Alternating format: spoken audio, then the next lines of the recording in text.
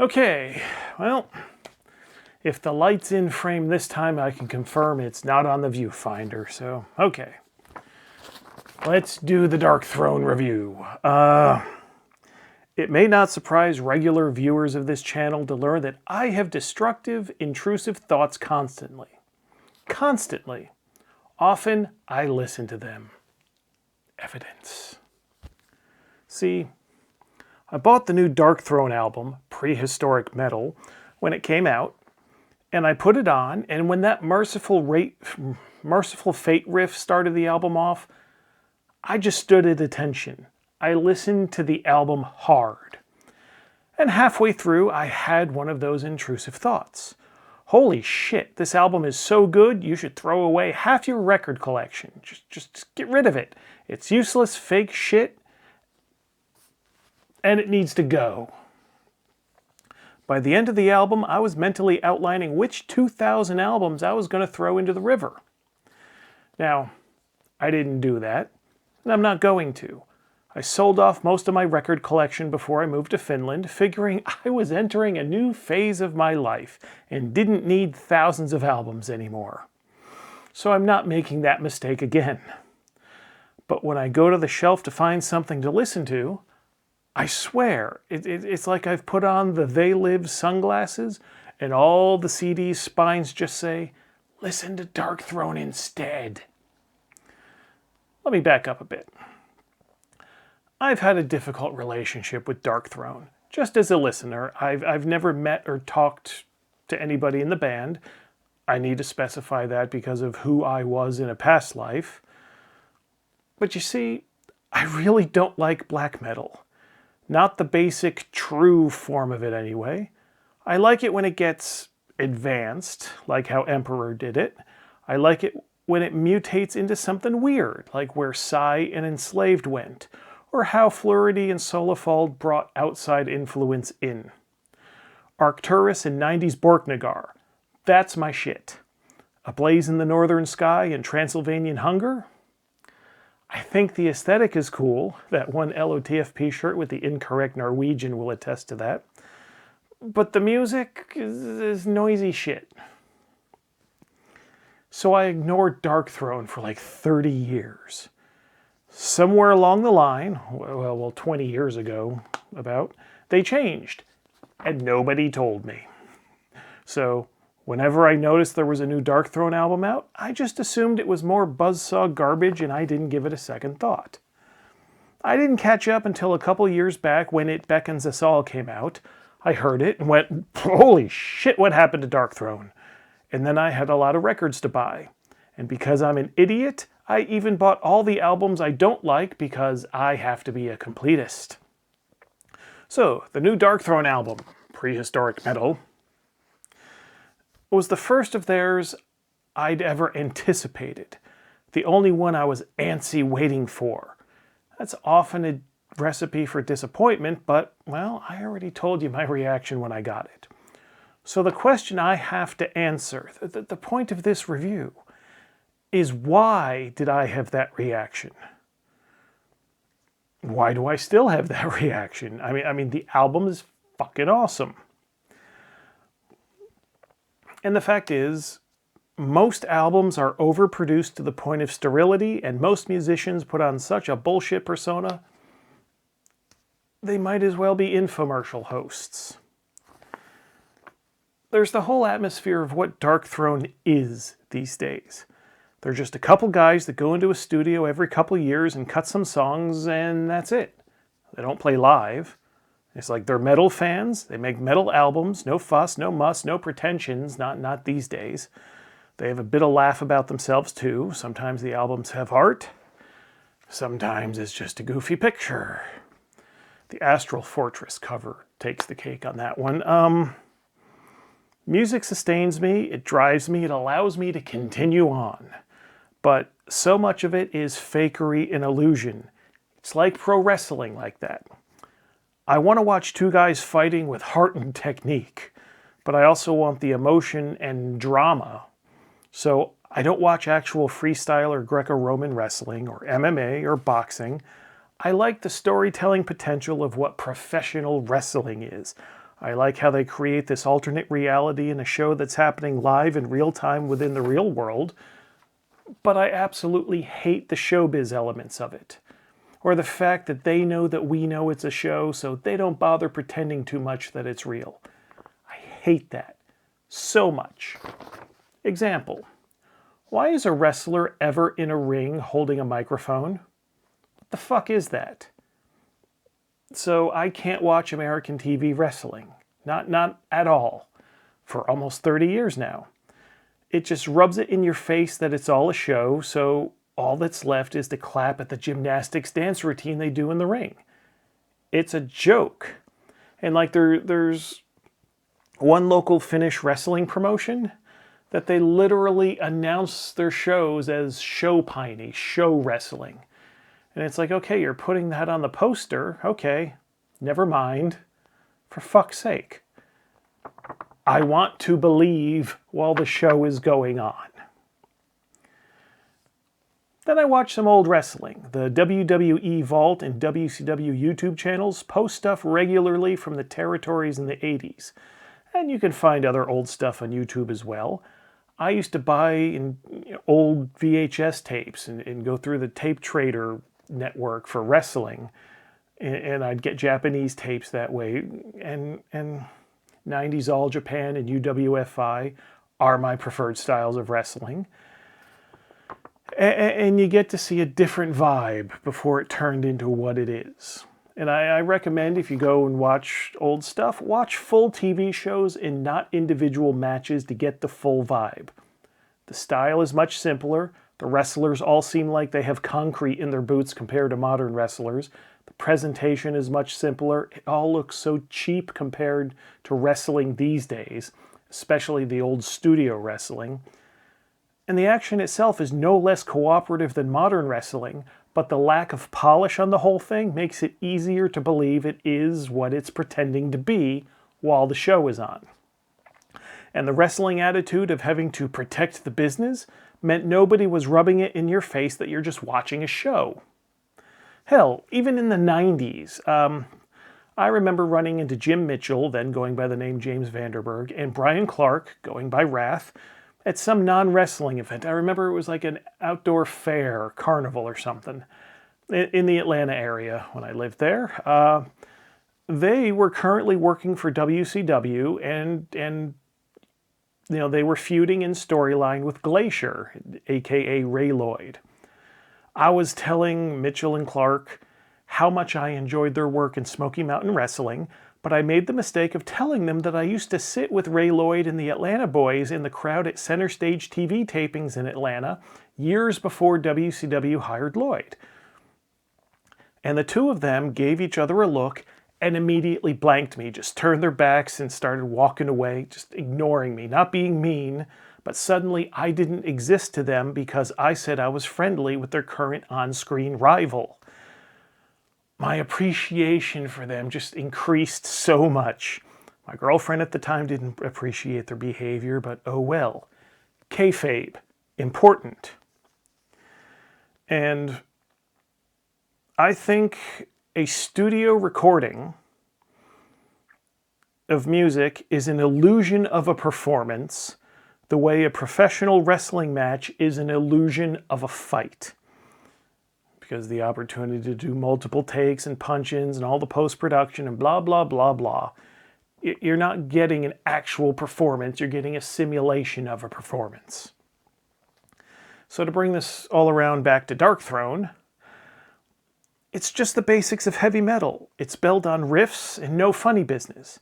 Are the riffs compelling you to play air guitar? Are the beats forcing you to bang your head? Then what more do you fucking need? The back of the CD even says, no metronome since 1987. You can't see that. So it's like they're advertising no funny business at all, right? I don't know anything about how they actually recorded it, but I can tell you that the bass drum sounds like a fucking bass drum and it doesn't click.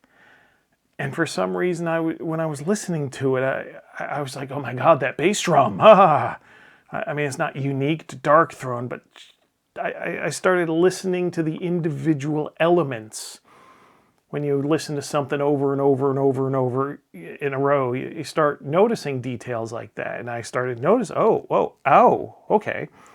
The album sounds raw without sounding primitive. In fact, after a few months of heavy listening, I think this album might be the best production on a sound recording I've heard since the first two Napalm Death Peel sessions, the 1987 and 1988 ones. It feels like these records weren't produced, just captured.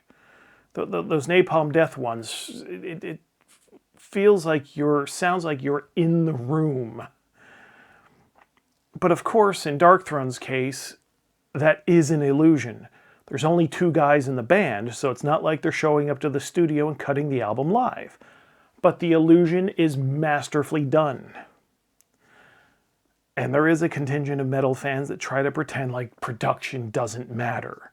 There are bands that are worth suffering through substandard production to listen to, yeah, but the production always matters. It's music. How it sounds is all there is. That's what it is.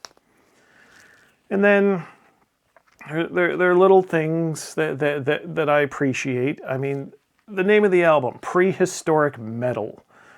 And some of the promo text that was on the sticker that, thank God, was on the plastic and not just pasted right on the jewel case. You know, the little slogans. Adventurous, true to ourselves metal from the Norse cavemen. Or, old school never gets old. Yeah, they're advertising to old people like me, but I do like how it doesn't even make any concession to being cool or relevant to today. And the funny thing, though, is while its influences are obvious, it has its own personality. And the funny part is, in preparation for writing the review, I listened to Celtic Frost. I've got the hardcover book editions. They didn't do Cold Lake as part of this run, though. Own it, guys. Come on. Anyway, I listened to Megatherion and Morbid Tales especially a few times in preparation for writing this review. And saying Celtic Frost is Darkthrone's favorite band of all time is something I'm comfortable guessing just from listening to recent Darkthrone.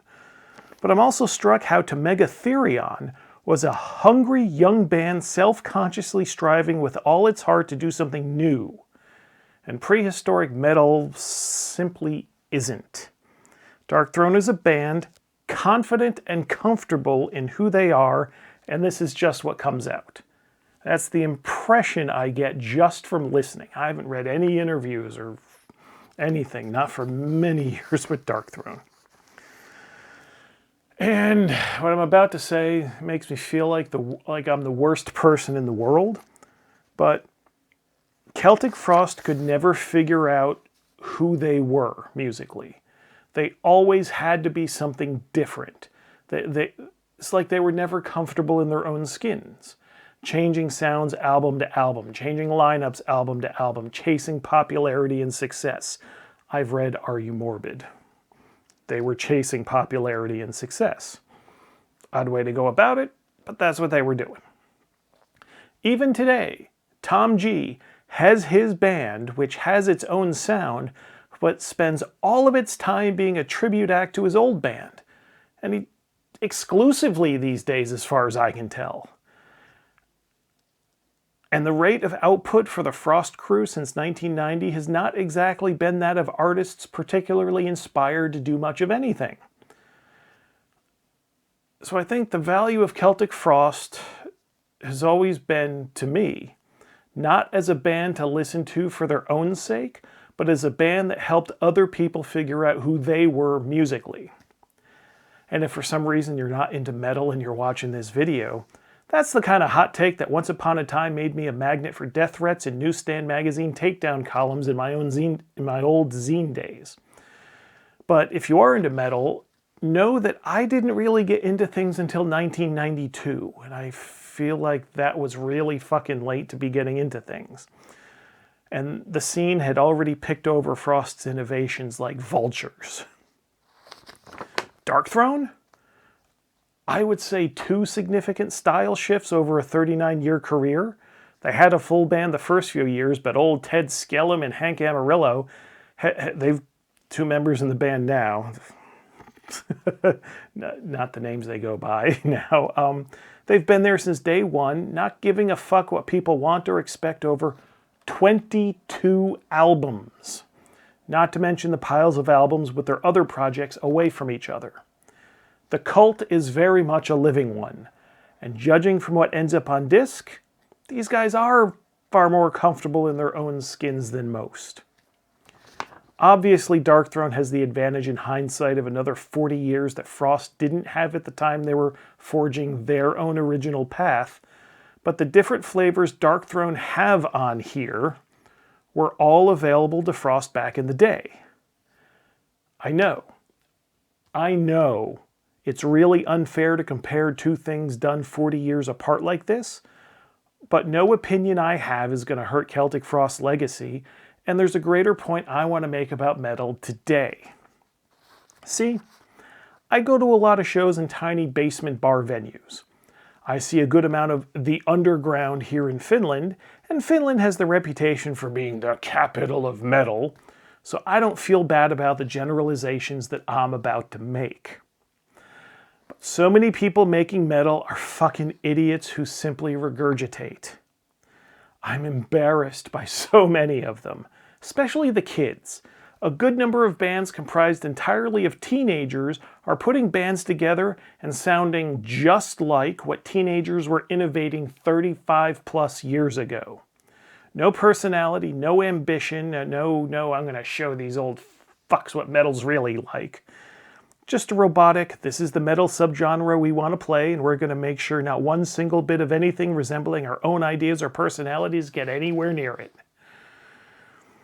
And it's not just teenagers. Actual grown men will separate out all their inspirations into different projects. This is my death metal band. This is my black metal band. This is my trad metal project.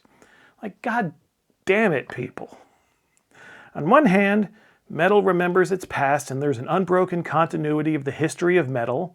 And on the other hand, can you imagine a bunch of long-haired kids getting together in 1990 wanting to recreate the sounds of 1955? I wish I could be 25 years old, 6'5", 250 pounds of solid muscle, and anytime I see a set of already been done slavish subgenre adherents from a new band, I could just kick everyone's asses and smash their instruments. Yeah. I wish I could be the metal police. I'm uniquely qualified. Last year, I saw a band called Temple of Salem, and I was thinking, oh cool, not many traditional doom bands around here. I wasn't expecting the most innovative thing ever, but I wasn't expecting what seemed to me like a complete lack of self. It's like the whole band was just like a tribute to things already done. When the singer started doing Messiah's Doom Dance, I felt a deep sense of shame, both for them in the how dare you sense, but also for myself. Like, am I wasting my life picking through all this shit trying to find some peanuts? Oh my god, this is depressing. It reduces the support local bands experience to just seeing Timo versions of real bands. It's cosplaying the spirit of metal, just blindly copying other people like that.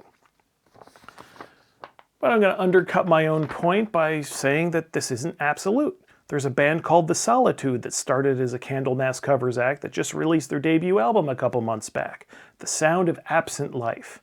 Both live, when I first discovered them, and on disc, they're good. Not at all original or innovative, but quality shit, especially that singer. I suppose being actually good gets you a pass on originality. Yesterday, from the time I wrote this, which was about 6 weeks ago now, I picked up from the record store the first Liquid Tension Experiment album, a collection of, why did I pick this example? Malfidor, however you say it, demos from 1991 and 1992. They put a demo collection on disc, and the new Warning album. As far as variety all falling under the metal umbrella, I think that's pretty good. But I guess that's why my favorite bands tend to be these prog, trad, death, fusion-y things that absolutely no one else listens to. Because apparently the metal listening public at large doesn't actually consider metal to be real music.